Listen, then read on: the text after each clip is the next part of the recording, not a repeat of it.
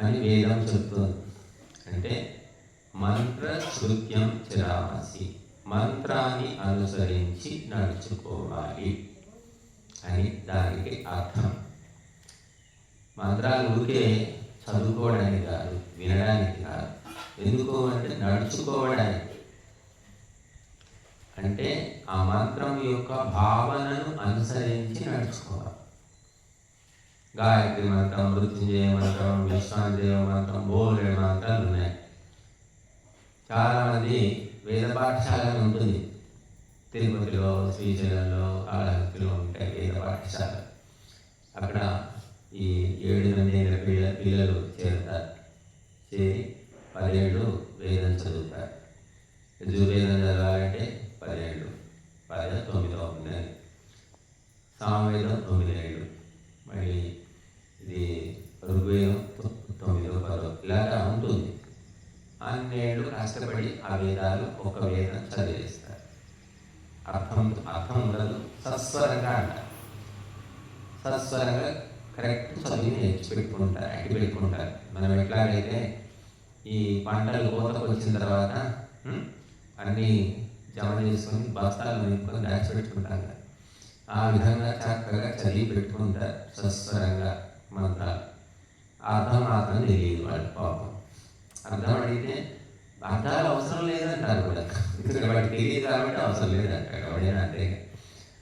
కానీ ఆ మంత్ర అర్థం ప్రకారం నడుచుకో అని వేదం చెప్తుంది. నువ్వేమో మంత్రాలే వచ్చు తప్ప అర్థం తెలియదు నీకు. వడ్లు ఉంటాయి, వడ్లు కొనుక్కోవచ్చు, అమ్మవచ్చు, దానికి పనికి వస్తాయి. కానీ తినడానికి పనికి రా వడ్లు. వడ్లు తినాలి అంటే ఏం చేయాలి? పొట్టు తీయాలి. అట్లాగా మంత్రాలు చెప్పడానికి, వినడానికి పనికి వస్తాయి, చాలా సొంపుగా వింపుగా ఉంటాయి. కానీ అర్థం తెలియకపోతే అవి వడ్లలాగా ఉపయోగపడవు అన్నమాట. పొట్టు తీస్తేనే ఉపయోగం. అలాగా అర్థము తెలుసుకో అని చెప్తుంది వేదం. యో అర్థజ్ఞ సకలం భద్రం అశ్నుతే అని చెప్పారు మహర్షులు. అర్థము తెలుసుకున్న వాళ్ళు అన్ని రకాల భద్రములను, శుభములను పొందుతారు. అర్థము తెలియకపోతే నష్టమా అంటే పూర్తిగా నష్టం ఏమీ లేదు. ఉత్త వడ్లే ఉంటే నష్టమేముంది, అమ్ముకోవచ్చు, దాచిపెట్టుకోవచ్చు, కానీ తినలేము, నష్టమే జరగదు. అలాగా వేదాలకు అర్థము తెలుసుకుంటే పరిపూర్ణమైన లాభాన్ని పొందుతారు. అర్థం తెలియకపోతే ఏమిటంటే బాగుంది, చాలా బాగుంది అంటాం. హిందీ పాటలు వింటారు, తమిళ పాట వింటాం. తమిళ పాట వింటే ఏమనిపిస్తుంది? చాలా బాగుంది ఈ పాట. ఈ పాట బాగుండకపోవచ్చు, కొన్ని బాగుంటాయి. బాగుంది, చాలా చక్కగా ఉంది అనిపిస్తుంది. అర్థం తెలియదు మనకు. అలాగా వేద మంత్రాలు అర్థము తెలియకుండా మరి కంఠస్థం చేసి అట్టి పెట్టుకుంటున్నారు. చాలా మంది దాచి పెట్టుకుంటున్నారు. బోలెడు మంది ఒక్క మంత్రానికి కానీ, ఒక్క శబ్దానికి కానీ, ఒక్క వాక్యానికి కానీ అర్థము తెలియదు. తెలుసుకోవాలి అనేటటువంటి సంకల్పం కూడా లేదు వాళ్ళ. ఎందుకంటే దాంతో పని జరుగుతుంది. ఓం స్వస్తి న ఇంద్రో వృద్ధశ్రవాః స్వస్తి నః పూషా విశ్వవేదాః అని చదువుతుంటారు. గుళ్ళోకి వెళ్తే మాత్రం ఇంకే దక్షిణలు ఇస్తున్నారు, మోపుతున్నారు, ఆశీర్వాదాలు ఇస్తున్నారు. అర్థం కావాలి, అడిగితే కదా అర్థం. అడిగితే తెలుసుకోవాలి. అడిగేవాడే లేడు, ఇంకేం సమస్య. అలాగా చాలామంది జీవితం గడిపేస్తున్నారు. కానీ అర్థాన్ని తెలుసుకుంటే మనకు ఎక్కువ లాభం జరుగుతుంది. అరటి పండు తోలు తీయకుండా తినొచ్చా? తింటే చచ్చిపోతామా అంటే ఎవరు చావరు. కాకపోతే తోలు తీసి తింటేనేమో 4 పండ్లు ఎక్కువ తింటాం. తోలు తీయకుండా తింటే 2 పండ్లతోటే కడుపు నిండిపోతుంది. అంతే. అలాగా మరి అర్థాన్ని తెలుసుకోవాలి. అందుకే ఏకః శబ్దః సమ్యక్ జాతః సుప్రయుక్తః స్వర్గే లోకే కామధుక్ భవతి అన్నారు. అంటే వేదంలో ఒక్క శబ్దానికి అర్థం సక్రమంగా తెలుసుకొని దాని ప్రకారం నడుచుకుంటే ఇహలోకంలో పరలోకంలో నీ కోరికలన్నీ నెరవేరుతాయి అన్నారు. మొత్తం అవసరం లేదు. ఒక్క శబ్దానికి అర్థం తెలుసుకోండి చాలు అంటారు. ఒకటి జన్మకు, ఈ జన్మకు ఒకటి, ఇంకో జన్మకు ఇంకొకటి, అలాగా ఏకాక్షరం అంటారు. ఓం, ఓం ఏమిటి? ఏకాక్షరం. ఓంకారానికి అర్థం తెలుసుకుంటే మనం ఎంతో లాభాన్ని పొందుతాం. అలాగే బ్రహ్మ, బ్రహ్మ ఒక శబ్దం, 2 అక్షరాలు ఉన్నాయి అందులో. విష్ణు ఒక శబ్దం, 2 అక్షరాలు ఉన్నాయి. రుద్ర ఒక శబ్దం, 2 అక్షరాలు ఉన్నాయి. అలాగా వేదంలో ఇంద్ర, చంద్ర, వాయు, వరుణ, అగ్ని, ఇవన్నీ నామాలు ఉన్నాయి. వీటికి అర్థం తెలియదు. ఓం షన్నో మిత్రః శం వరుణః షన్నో భవత్పర్యమా షన్న ఇంద్రో బృహస్పతిః షన్నో విష్ణురుక్రమః చదివేస్తుంది చక్కగా, కానీ అర్థం తెలియదు. అందుకే ఒక శబ్దానికి ఒక్కొక్క నామం, ఒక్కొక్క శబ్దము భగవంతుని యొక్క పేరు. కాబట్టి ఇంద్రుడు, ఇంద్రుడు అంటే ఎవరు? భగవంతుడి. భగవంతుడికి ఇంద్రుడు అనే ఒక పేరు. ఇంద్రుడు అనగా మనకేం గుర్తు వస్తుంది? స్వర్గంలో ఉంటాడు, ఆయనకు భార్య శచీదేవి, ఐరావతం ఉంటుంది, ఇంకేదో ఏదో అంతా గుర్తుకు వస్తుంది మనకి. కానీ ఇంద్రుడు అనేది భగవంతుని యొక్క నామం. తర్వాత వేరే వాళ్ళు పెట్టుకున్నారు. లక్ష్మి అనే పేరు ఉంటుంది. లక్ష్మి అనే పేరు భగవంతుడే. లోపల బోలెడు మంది పెట్టుకుంటారు. మన లక్ష్మి అనగానే ఈ లక్ష్మి గుర్తుకు వస్తుంది, అంకప్పుడు వస్తే ఈ లక్ష్మి గుర్తుకు. అసలు లక్ష్మీ పేరు భగవంతుడిని మనం తీసి పెట్టుకున్నాం, వాడుకుంటున్నాం. నీళ్ళని ఎవరివి? నీళ్ళని ఎక్కడి నుంచి వస్తున్నాయి? వర్షం పడుతుంది, నీళ్ళు పడుతున్నాయి. వర్షం ఎక్కడి నుంచి వచ్చింది? మేఘాల నుంచి వచ్చింది. మేఘాలు ఎక్కడ తయారైనాయి? సముద్రపు నీళ్లు ఎండకు ఎగిరిపోయి మేఘాలైపోయి, ఆ మేఘాలు కదులుతూ కదులుతూ తిరుగుతూ అన్ని ఊళ్ళలో వర్షాలు పడుతున్నాయి. అంటే మూలం ఏమిటి? సముద్రం. సముద్రం నుంచి నీళ్ళు వస్తున్నాయి. అలాగా ఈ పేర్లన్నీ ఎవరిని? పుల్లయ్య, మలయ్య, రామయ్య, సోమయ్య పేర్లని ఎక్కడి నుంచి పుట్టాయి? అన్ని వేదం నుంచి పుట్టాయి. వేదాలు ఎక్కడి అంటే భగవంతుడు ఇచ్చాడు. అందుకని ఈ పేర్లన్నీ భగవంతుడివే, ఈ వస్తువులన్నీ భగవంతుడివే, ఈ పదార్థాలన్నీ భగవంతుడివే, ఈ శరీరాలన్నీ భగవంతుడే. మనం వాడుకుంటున్నాం అంతే. మళ్ళీ మట్టిలో కలిసిపోతుంది, ఆ మట్టి కూడా భగవంతుడే. కాబట్టి ఇంద్రుడు అనగానే ఐశ్వర్యవంతుడు అనే అర్థం మనకు తెలియాలి. పరమాత్మ ఇంద్రుడు. ఇంద్రుడు అంటే పరమాత్మ ఐశ్వర్యవంతుడు. ఏముంది భగవంతుడి దగ్గర ఐశ్వర్యం అంటే? ఈ ప్రకృతి, బ్రహ్మాండంలో ఉన్న సమస్త సంపదలు కూడా భగవంతుడివే అని తెలుసుకోవాలి. మనది అనుకుంటున్నాం. మనం రైల్లో కూర్చున్నంతసేపు ఏం చేస్తాం? ఈ సీటు నాది, ఈ సీటు నీది అంటాం. రైల్లో కూర్చుంటే 4 గంటలు, 5 గంటలు, 24 గంటలు కూర్చుంటాం అంటాం. కానీ ఆ సీటు తీసుకొని పోతున్నామా? వచ్చేటప్పుడు ఆ సీటు తెచ్చుకోలేదు, పోయేటప్పుడు సీటు విరగొట్టి తీసుకొని పోవడం లేదు. కాబట్టి ఆ సీటు తాత్కాలికంగా ఒక భావన అనుకుంటున్నాం, నాది ఇది నీది. జరగవా తెలుగు ఇక్కడ మీద కాళ్ళు అనుకుంటాం, ఏంటి మొత్తం మీదే అనుకుంటున్నావా అంటాము. ఎవరి కాదు. అలాగా మొత్తం ఈ ఐశ్వర్యం అంతా భగవంతుడిదే. యూజ్ అండ్ త్రో, ఊరికి వాడుకోవడం, వదిలిపెట్టాలి అంతే. వెంట తీసుకెళ్ళడానికి వీలే. మీరు పెద్ద హోటల్కి పోతారు, స్టార్ హోటల్ అంటారు, 3 స్టార్ హోటల్, 5 స్టార్ హోటల్. ఒక్కరోజు ఒక్క రూముకు ₹1,00,000 ఖర్చు. అలా ఉంటుంది వాడి లైఫ్. ₹1,00,000 పెట్టు, ఇంకా 5 లక్షలకు ఒక రోజు ఖర్చు అయ్యే రూములు కూడా ఉంటాయి, లగ్జరీ రూమ్స్ అంటారు. ఇవి ఎంతైనా పెట్టు, వాడుకోవాల్సిందే తప్ప నేను చెంబు తీసుకెళ్తాను లేకపోతే స్పూన్ తీసుకెళ్తానంటే కుదరదు. వాడు అది ఎక్కడ చూసుకుంటాడు, మళ్ళీ బయటకు పోయేటప్పుడు చెకప్ చేస్తా. అలాగా భగవంతుడు కూడా అంతే. వాడుకున్న రోజు వాడుకో, నీవు తీసుకెళ్ళడానికి అయితే వీలేదు అని చెప్పేశాడు. రూల్, అది శాసనం. మళ్ళీ చెప్తాడు దేవుడి అని మనం అజ్ఞానంతో ఏం చేస్తున్నాము? దాచిపెట్టుకుంటున్నాం, పొడబెడుతున్నాం. ఏమో తీసుకుపోతామేమో అని భ్రమ. తీసుకుపోవాలని అనిపిస్తుంది, తెలిసినట్టే ఉంటుంది, అని మళ్ళీ జమ చేస్తూ ఉంటాం. ఎప్పటిదాకా? సరే పిల్లలు, చిన్న పిల్లలు, వాళ్ళకి అవసరాలు ఉంటాయి, ఖర్చులు ఉంటాయి, జమ చేస్తాం. సరే 10 ఏళ్ళు 20 ఏళ్ళకి వచ్చారు పిల్లలు, పెళ్ళిలే, వాళ్ళకి మనవాళ్ళు పుట్టారు, ఇక్కడ జమ చేస్తున్నాం. ఎందుకు మనవాళ్ళ కోసం జమ చేస్తున్నా? మనవాళ్ళకి ఎందుకయ్యా? వాళ్ళ పిల్లలు వాళ్ళు చూసుకోరా? వాడు మా అబ్బాయి పెద్ద తెలివితేటలు లేవండి, దాని దగ్గర కోడలు కూడా అట్లాగే దొరికింది, మేము ఉన్నప్పుడే వాళ్ళని కాదు చూసుకోవాలని అంటాడు వాడు చివరి. ఎందుకంటే అది మోహము అని చెప్పారు. భగవంతుని వ్యవస్థ లోపల అన్నీ మనం వాడుకొని వదిలేయాల్సిందే. మనం హోటల్కి వెళ్తే అనుకోకుండా స్పూనో గిన్నెో లోపల పెట్టుకోవచ్చు, వాడు ఒక్కొక్కసారి మర్చిపోవచ్చు, చూడలేకపోవచ్చు. కానీ ఇక్కడ ఈ దైవ వ్యవస్థలో మాత్రం ఏది నువ్వు పెట్టుకున్నా వదిలిపెట్టాల్సిందే. మన మధ్య వచ్చింది పేపర్లో ఒక బిచ్చగత్తెట, హైదరాబాద్లోనే అనుకుంటా, బిచ్చమెత్తుకుంటూ ఉండేది. 70-80 ఏళ్ళకు పుట్టుకుని చచ్చిపోయింది. ఒక బొంత ఉండే అందరూ కూడా పాపం దరిద్రాలు ఏముంటుందే. చివరికి ఆ బొంత ఏమిటి, ఆ బొంత బరువుగా ఉంది, ఏమిటని చూస్తే ఆ బొంత చీచేసి చూస్తే అందులోని నోటక్కల్ని ఒక బిచ్చగత్తె దగ్గర.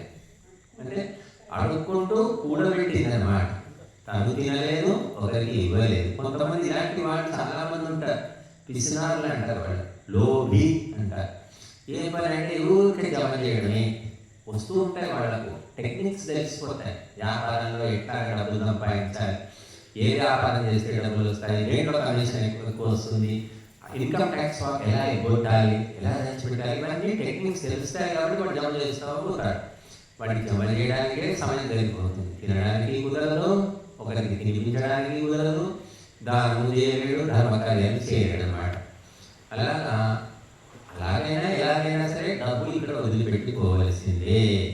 కనుక మరి భగవంతుడు ఐశ్వర్యవంతుడు కాబట్టి ఒక్క పైసా కాదు, ఒక్క పరమాణువు కూడా తగ్గడం లేదు. ఈ బ్రహ్మాండంలో మనుషులు ఎవరు తీసుకోవట్లేదు. చిన్నప్పుడు పుడతారు చిన్నపిల్లలు, పుట్టగానే వాళ్ళు చూడండి ఇక్కడ చేతులు మూసేసింది, ఇక్కడ మూసుకొని ఉంటాయి. ఎన్నేళ్ళు చెప్పండి, సంవత్సరం 2 సంవత్సరాలు చేతులు మూసేసుకుంటాయి. తర్వాత చేతులు మెల్లగా తెలుసుకుంటాడు వాడు. చేతులు మూసేస్తే ఏం దాచి పెట్టుకోలేదు. చేతులు తెరవడం మొదలు పెట్టాక మొదలు అన్నీ తీసి దాచి పెట్టడం మొదలు పెడతాడు. దాచి పెట్టడం విరగొట్టడం ఇదే కానీ. మళ్ళీ చచ్చిన తర్వాత కూడా చేతులు మూసుకొని ఏదో తీసుకుపోదాం అనుకుంటాడు. కాబట్టి ఇది ఒక మాయా భ్రమ అని చెప్తారు. సరే నీ మట్టుకు నీ కుటుంబం వరకు ఓకే పర్లేదు, కానీ నీ మనవాళ్ళు, నీ ముని మనవాళ్ళు కోట్లు అంటే ఎంతమంది 7 తరాలు తిన్నా తరగని ఆస్తులు అంట. కొంతమంది మనకు చెప్పారు కూడా, కొంతమంది గృహస్థులు బాగా కోటీశ్వరులు ఉంటారు, ఏదో హోమం చేస్తామని మాట మా దగ్గర 7 తరాలకు సరిపడ్డ ఆస్తులు ఉన్నాయండి, కానీ కొన్ని కష్టాలు ఇలా ఉన్నాయి కదా అని చెప్తూ ఉంటారు. ఈ కష్టాలు ఉన్నాయి కదా, సంతానం కావట్లేదు అంటాడు ఒకడు. సంతానం లేని 7 తరాలు ఎక్కడి నుంచి? ఒక తరమే సంతానం లేదు, 7 తరాలు ఉంటుందని. మరి ఎందుకు ఈ డబ్బులు సంపాదించడం, ధర్మకార్యాలు చేద్దామని అనుకోడు. మళ్ళీ స్వామీజీ కొంచెం ఏం ఎక్కువ చెప్పకండి, తక్కువలా ఏంటని చెప్పండి, అటువంటి యజ్ఞాలు చెప్పండి, ఎక్కువ ఖర్చు పెట్టదు, ఎక్కువ వద్దండి అని చెప్తుంటాడు వాడు. నాకు వాళ్ళ తెలియదు, కొడుకు సంతానమే లేదు. అటువంటివి చాలా ఉన్నాయి, పేర్లతో సహా మీకు చెప్తాం, వినండి. కావాలంటే వ్యక్తిగతంగా వచ్చి వినండి. ఎంత భ్రష్టులు, నీచులు, లోభులు ఈ ప్రపంచంలో. మరి వాళ్ళ దగ్గర డబ్బు ఉంటుంది, విచిత్రం. ఎవరైతే దానం చేద్దాం అనుకుంటాడో, సేవ చేద్దాం అనుకుంటాడో వాడి దగ్గర మామూలుగా ఉంటాయి, అంటే ఎక్కువ ఉండవు. మరి ఇలా లక్ష్మీదేవి, అందుకే లక్ష్మీదేవికి కళ్ళు కనిపించబడ్డాయి. లక్ష్మీదేవి కళ్ళు ఉన్నాయి, కాకపోతే లక్ష్మీదేవి వాహనం ఏమిటి తెలుసా ఎవరికైనా? సరస్వతి వాహనం ఏమిటి? హంస వాహనం, అందరికీ తెలుసు. కానీ లక్ష్మీదేవి వాహనం ఏంటి చెప్పండి? గుడ్లగూబ, గుడ్లగూబ, ఉలూక వాహిని. గుడ్లగూబ మీద లక్ష్మీదేవి పెడుతున్నాడు. గుడ్లగూబ యొక్క లక్షణం ఏంటి? పగలు కనబడదు, రాత్రి పూటనే కనిపిస్తుంది. ధనము ఎక్కువైన వాళ్ళు కూడా అంతే, కళ్ళు నెత్తికెక్కుతాయి. వాడికి మంచి కనిపించదు, చెడే కనిపిస్తుంది. వాడు పగలింటిని చూడలేడు, రాత్రినే చూడగలుగుతాడు. ఇక్కడ లక్ష్మీదేవి వాహనం. అందుకే దీపావళికి ఏం చేస్తారు? లక్ష్మీదేవి దీపావళి రోజు ఇంటికి వస్తుందని నమ్ముతారు సేట్జీలు, వ్యాపారులందరూ కూడా. లక్ష్మీ పూజ ఎప్పుడు చేస్తారు చెప్పండి? రాత్రి 12 గంటలకు చేస్తారు, 10 గంటలకు చేస్తారు. లక్ష్మీదేవి సాయంత్రం వస్తుందట బయలుదేరి అని వాళ్ళు నమ్ముతారు. అలాగే రాత్రి కూడా చేస్తారు, పొద్దునే చేయకూడదు. మరి లక్ష్మీదేవి రాత్రి ఎందుకు వస్తుంది అంటే, మరి గుళ్ళలో రాత్రి పూటనే కదా కనిపించేది. పగలు కనిపించదు కాబట్టి రాత్రి పూటనే వస్తుంది సాయంకాల లక్ష్మి. అలాగా కాబట్టి ఈ డబ్బు మదం అనేది నెత్తికెక్కిన వ్యక్తికి ఉచ్చ నీచాలు అనేవి ఉండవు. చాలా ఘోరమైనటువంటి పాపాలు చేస్తూ ఉంటాడు. ధనం, విద్య ఎక్కువైన వ్యక్తులను చూడండి. విద్య ఎక్కువైన వ్యక్తుల నుంచి ఎక్కువ నష్టం లేదు. వాడు తనని బాగుపడతాడు, 10 మందిని బాగు చేస్తాడు. విద్యలో అహంకారం ఉన్న వాళ్ళు కూడా ఉంటారు. ఎంత అహంకారం ఉన్నా కూడా డబ్బు ఉన్నవాడు చెడగొట్టినట్టు విద్యావంతులు చెడగొట్టలేదు. కాకపోతే ఈనాటి విద్య వల్ల అంతా చెడిపోతున్నారు. ఈ విద్య గురించి నేను చెప్పట్లేదు, మన సనాతన వైదిక విద్య గురించి చెప్తున్నారు. ఆ విద్య నేర్చుకున్న వాళ్ళు తాను బాగుపడతాడు, 10 మందిని బాగు చేస్తాడు. కానీ డబ్బు అనేది పోగైన కొద్దీ కూడా అందులో రకరకాల కల్మషాలు పుడుతూ ఉంటాయి. కనుక ఈ డబ్బంతా కూడా చిట్ట చివరికి ఎవరికి చేరుతుంది అంటే భగవంతుడికి చేరుతుంది. ఎందుకంటే దీనికి యజమాని ఎవరు? ఆ యజమానికి చేరుతుంది. ఏ వస్తువులైనా సేవకుడికి చేరుతుందా? సైనికులకు చేరుతుందా? రాజు వస్తువు సైనికులు తీసుకుంటారు, జీతాలు తీసుకుంటారు, వస్తువులు వాడుకుంటారు. కానీ మొత్తం ఐశ్వర్యానికి అధిపతి రాజు. అలాగా రాజాధిరాజు పరమాత్మకే ఈ డబ్బంతా చేరుతుంది. కాబట్టి మనము డబ్బును మన వెంట తీసుకువెళ్ళాలి అంటే దానికి కూడా మార్గం చెప్పే వేద శాస్త్రాల్లో ఉంది. నువ్వు డైరెక్ట్ తీసుకుపోలేవు. ఎందుకంటే ఎన్ని కట్టలు మోస్తాం, ఎన్ని కేజీల బంగారం మోస్తాం, ఎంత శక్తి ఉంది నీ దగ్గర.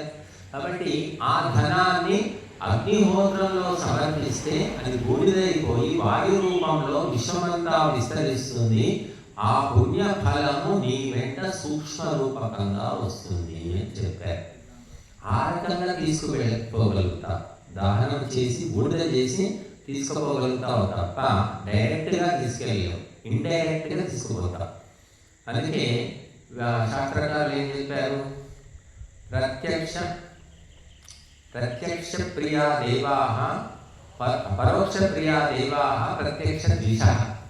దేవతలు ఎవరు అంటే పరోక్షాన్ని ఇష్టపడతారట, ప్రత్యక్షాన్ని ఇష్టపడరు.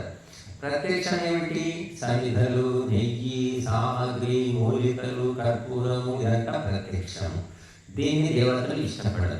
పరోక్ష ప్రియా దేవా. పరోక్షం అంటే ఏంటి? బూడిద. బూడిదలో ఏముంది? సమిధ కనబడదు, నెయ్యి కనబడదు. బూడిద అంటే బూడిద అంటాం దాన్ని. ఆ బూడిద సమిధలే. అందులో సమిధలు ఎక్కడున్నాయి? నెయ్యి ఎక్కడుంది? సామాగ్రి ఎక్కడుంది? చెప్తాము, అన్నీ తెలిసిపోయాయి. బట్ ఈ పరోక్షమైన దాన్నే దేవతలు ఇష్టపడతారట, ప్రత్యక్షంగా వాళ్ళు స్వీకరించరు అని చెప్పారు. కాబట్టి నీవు అగ్నిలో సమర్పించేస్తే విశ్వవ్యాపకమైపోతుంది. నీ ధనము సమస్త లోకాంతరాలకు ఉపయోగపడుతుంది. ఆ పుణ్య ఫలాన్ని మాత్రము తీసుకుని పోగలుగుతావు. నువ్వు వద్దన్నా కూడా తీసుకువెళ్ళవు కానీ ప్రత్యక్షంగా మాత్రం తీసుకొని పోలేము. ఇప్పుడు మనం కూడా కొంచెం మనకు ఇలాగే అయిపోయింది. ఇప్పుడు సమాజంలో కూడా అలాగే.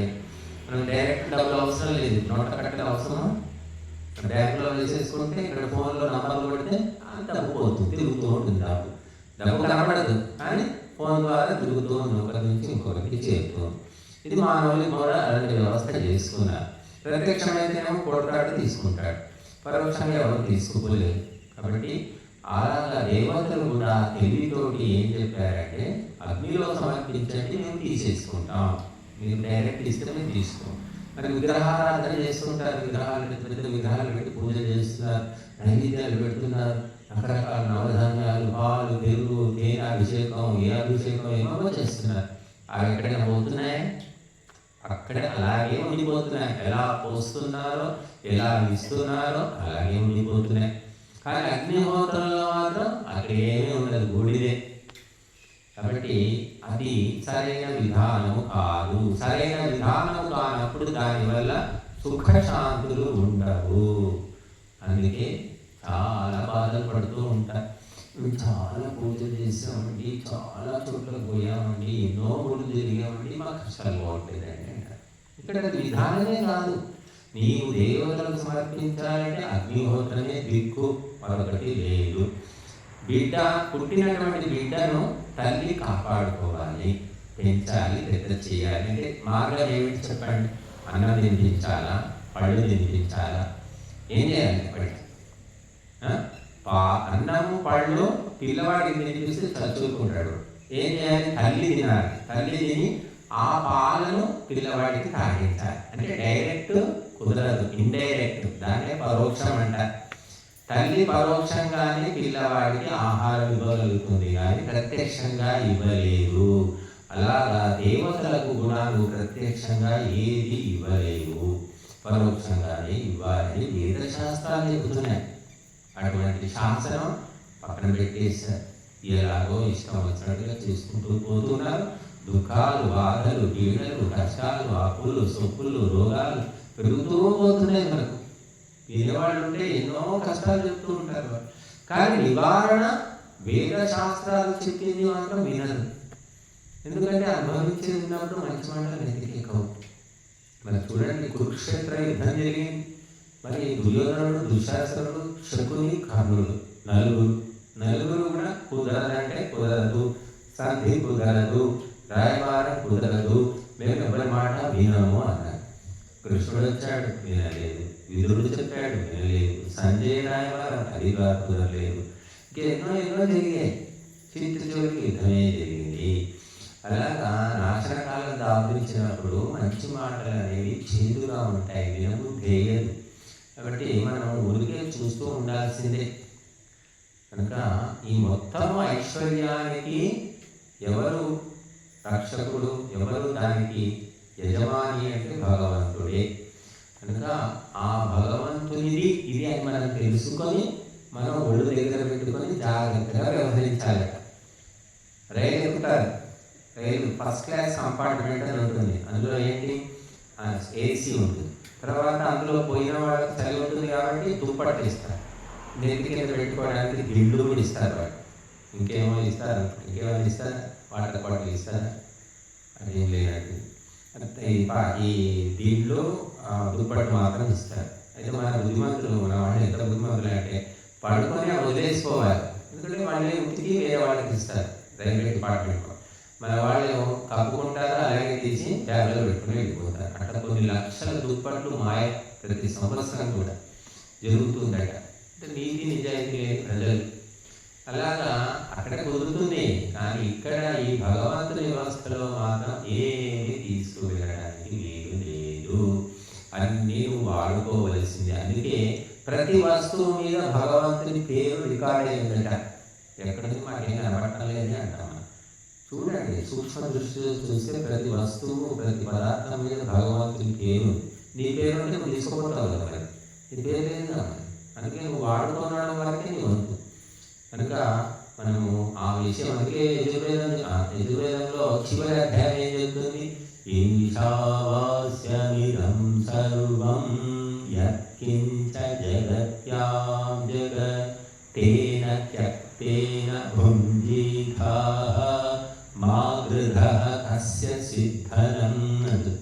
మా గృధః అంటే నీవు వ్యామోహపడకు, ఇతర వస్తువుల మీద వ్యామోహాన్ని పెంచుకోకు. కస్య సిద్ధనం, ఈ ధనం ఎవరిది అని ఒక అర్థం ఉంది దానికి. మరొక అర్థం ఏంటంటే ఈ ధనము భగవంతుడిది అనే అర్థం కూడా అందులోనే ఉంది. రెండు అర్థాలు ఉన్నాయి. కస్య సిద్ధనం, ఈ ధనం ఎవరిది, అందులోనే సమాధానం కూడా ఉంది. కస్య అంటే పరమాత్మ యొక్క ధనం ఇది అని అర్థం ఉంది అందులో. అలాగా కాబట్టి మొత్తము భగవంతుడు వ్యాపించి ఉన్నాడు. ఈ అష్టైశ్వర్యాలను ఆవరించి ఉన్నాడు. కింద, మీద, పైన, లోపల అంతటా ఉన్నాడు. కాబట్టి ఆ భగవంతుని యొక్క వ్యాపకత్వాన్ని, శాసనాన్ని వదిలి ఒక్క వస్తువు, పరమాణువు కూడా పక్కకు పోదు. మొత్తము భగవంతుని శాసనం నడుస్తూ ఉంది. మన శరీరం లోపల, మెరుడు లోపల, ఈ పరమాణువుల లోపల అంతటా భగవంతుని వ్యవస్థనే నడుస్తుంది. మనం ఏం చేస్తున్నాం? కడుపులో ఏమవుతుంది, రక్తంలో ఏమవుతుంది, శ్వాసలో ఏమవుతుంది, మెదడులో ఏమవుతుంది ఎవరికి తెలియదు. కానీ నేను నా శరీరం అంటాను. లోపల ఏం జరుగుతుందో చెప్పమని కాస్త, నీ శరీరం చెప్పండి, వాళ్ళకి తెలియదు. నీట్లో ఏం జరుగుతుందో నీకు తెలియదు. అనుకుంటా మా ఆవిడ మంచిది, మా కొడుకు మంచోడు, మా ఆవిడ మంచి, అందరూ మంచోడే అనిపిస్తుంది. వాడు వెనకాల ఓట్లు చేస్తూ ఉంటారు. ఇప్పుడైతే బాగా ముదిరిపోయాయి. కనుక మన శరీరంలో మనం ఏం జరుగుతుందో మనకు తెలియనప్పుడు మన శరీరం మనది ఎట్లా అవుతుంది? కాబట్టి అది తెలుసుకో. అందుకే ఈశావాస్యమిదం సర్వం, ఈ భగవంతుడు మొత్తం నిండిపోయి ఉన్నాడు. యత్కించ జగత్యాం జగత్, ఈ జగత్తులోని కించిత్ పదార్థంలో కూడా భగవంతుడే ఉన్నాడు, వదిలిపెట్టి ఏదీ లేదు. అందుకని ఏం చేయాలి అంటున్నాడు, తేన త్యక్తేన భుంజీతాః, త్యాగభావముతో అనుభవించు అంటున్నాడు.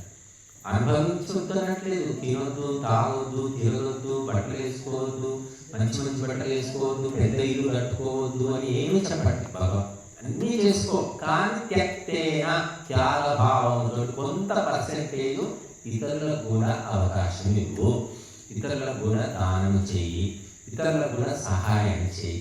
నువ్వు 4 లడ్డూలు నేను పర్వాలేదు, ఒక లడ్డు ఒకరికి తీసిపెట్టు.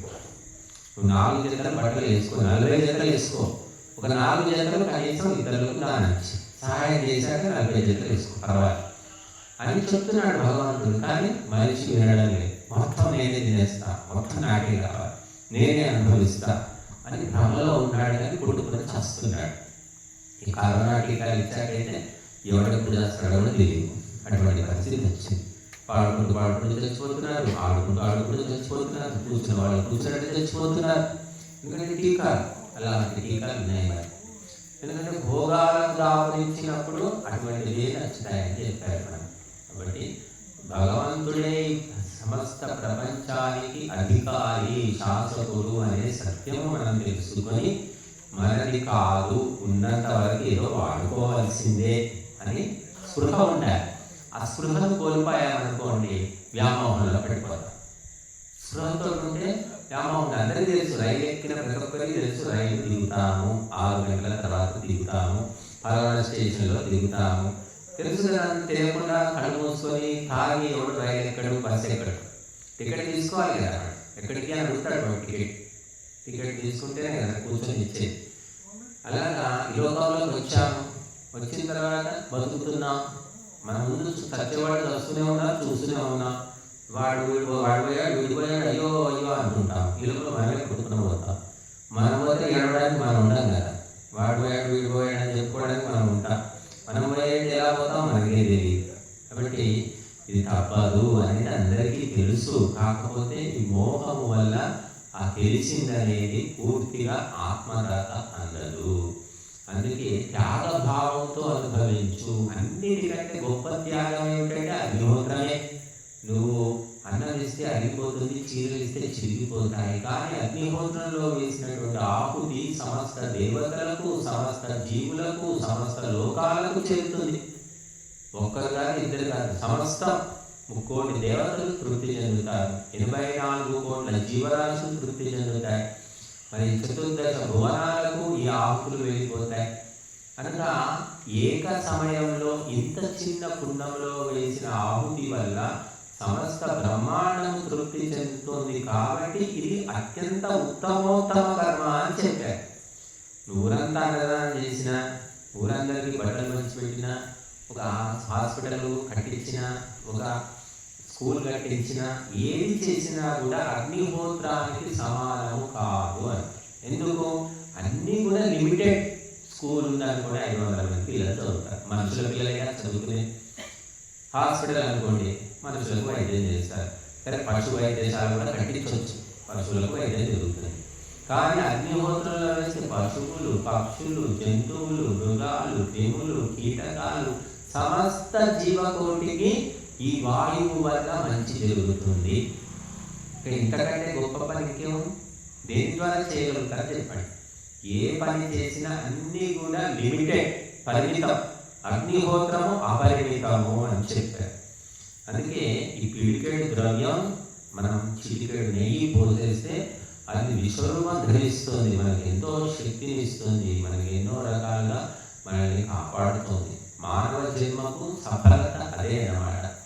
కనుక అగ్నిహోత్రం అంటే దేవతలకు సమర్పించిన వాడు దేవత అవుతాడు, దయ్యాలకు సమర్పించేవాడు దయ్యం అవుతాడు, మనుషులకు సమర్పించేవాడు మనిషి అవుతాడు. మీరు చూడండి, భోజనం పెట్టండి, మందులను పిలవండి, ఫ్రెండ్స్ పిలవండి, 4 సార్లు పెట్టండి, మిమ్మల్ని ఏమంటారో ఆలోచించండి, వినండి. వాడు చాటుగా ఏమనుకుంటు బాగా ఎక్కువైంది, బాగా సంపాదించినట్టున్నాడు, ఈ మధ్య ఊరికే పిలిచి భోజనాలు పెడుతున్నాడు, విందులు చేస్తున్నాడు, ఇంకెందులో మీ దగ్గర అని అనుకుంటారు తప్ప ఎంత మంచివాడు నాగేశ్వర, చాలా మంచి వ్యక్తి, ఏదో కలిసి వచ్చినట్టుంది, మాకు చక్కగా భోజనాలు పెడుతున్నాడు అని ఎవరు దీవించి వెళ్ళారండి. రాగద్వేషాలు ఉంటాయి మనుషుల లోపల. ఎంత మంచి చేసిన మహాపురుషులకి విషం పెట్టి చంపాడు. మననే దాస మహర్షి దయానందుడు జీవితం అంతా గోచిపాత్ర పెట్టుకొని తిరిగి ప్రజలకు ధర్మోపదేశం చేశాడు. అటువంటి వ్యక్తికి 16 సార్లు విషం అంటారు, ఎన్నోసార్లు విషం పెట్టేశాడని. ఎందుకంటే నచ్చని మాట, మంచి మాటలు నచ్చవు.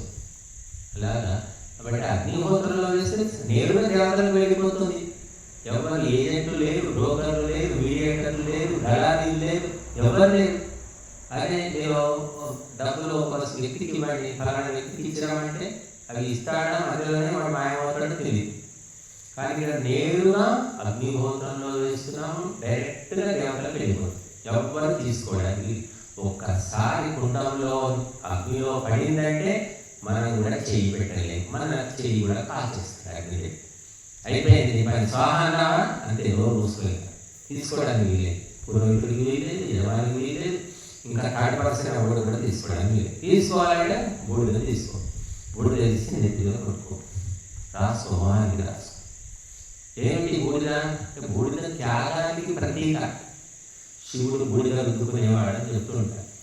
ఏమిటి బూడిద అంటే మిగిలేని చిట్ట చివరికి ప్రళయం లోపల బూడిదే. బూడిద అంటే జీవిత సత్యము, చిట్ట చివరి పరమ సత్యం అన్నమాట బూడిద. పిడికెడు బూడిద, మనిషి ఏమిటంటే పిడికెడు బూడిద. బట్ ఆ సత్యాన్ని తెలియజేస్తుంది. నువ్వు బూడిదగా అయిపోతావు, తెలుసుకో. ఇది రోజు అగ్నిహోత్రం చూసి ఆ బూడిదను చూసి మనం ఏం తెలుసుకోవాలంటే నువ్వు కూడా బూడిద అయిపోతావు.